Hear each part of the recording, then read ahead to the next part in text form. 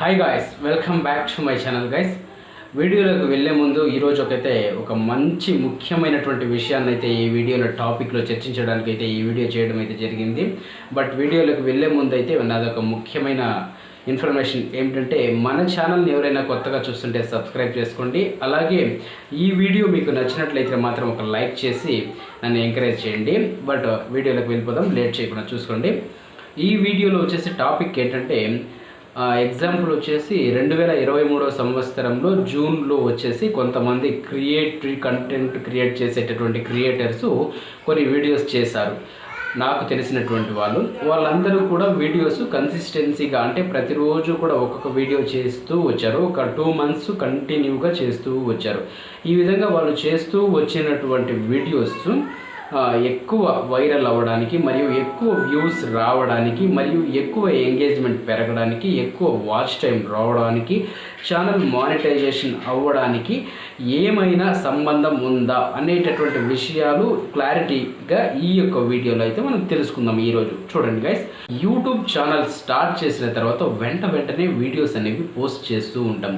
ఈ విధంగా వెంటనే వీడియోస్ పోస్ట్ చేయడం వలన మనకు ఏమైనా ఇబ్బందా లేదా మంచిదా అనేటటువంటి విషయం పైన ఈరోజు అయితే చర్చించుకుందాం. చూడండి, యూట్యూబ్ అనేది ఒక ఆర్గానికలీ వెళ్ళేటటువంటి ఆల్గారిథం. ఓకే, ఈ ఆల్గారిథం ఏ విధంగా పనిచేస్తుంది అంటే, ఒకరోజు ఒక వీడియో, రెండో రోజు రెండో వీడియో, మూడో రోజు వీడియో, ఈ విధంగా ఒక 1 monthకి 30 వీడియోస్ మీరు ప్రొవైడ్ చేసినట్లయితే, అంటే కన్సిస్టెన్సీగా ఒక షెడ్యూల్ టైం ప్రకారం మీరు యూట్యూబ్లో మీ యొక్క వీడియోను అప్లోడ్ చేసినట్లయితే, అది మీ యొక్క వీడియో పలానా టైంలో వస్తుంది అని చెప్పేసి మీ యొక్క సబ్స్క్రైబర్స్కి అయితే ఒక టైము, డేట్ని ఫిక్స్ చేస్తుంది.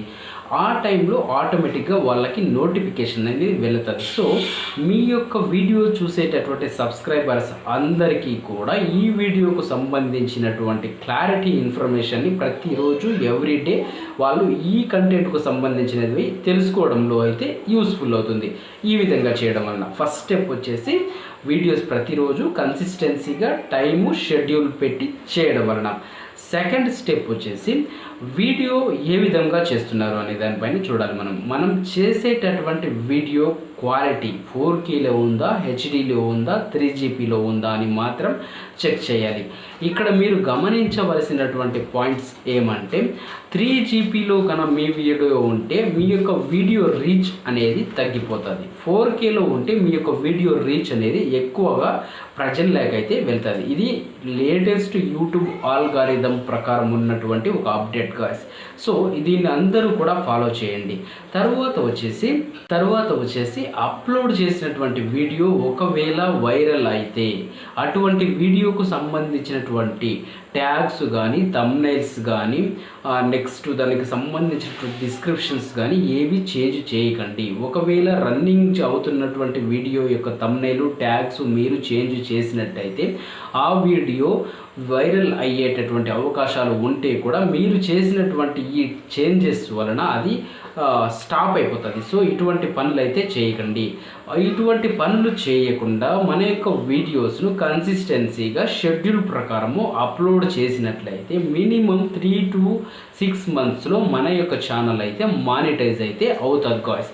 ఈ విధంగా చేయడం వలన గాయ్స్, ఈ వీడియో మీకు నచ్చింటే మాత్రం ఒక లైక్ చేయండి. అలాగే మన ఛానల్ని ఎవరైనా కొత్తగా చూస్తుంటే సబ్స్క్రైబ్ చేసుకోండి. మీరు సబ్స్క్రైబ్ చేసుకోవడం వలన నేను పెట్టేటటువంటి లేటెస్ట్ వీడియోస్ అన్నీ కూడా మీరు డైలీ నోటిఫికేషన్స్ రూపంలో అయితే ఈజీగా పొందగలుగుతారు గాయ్స్.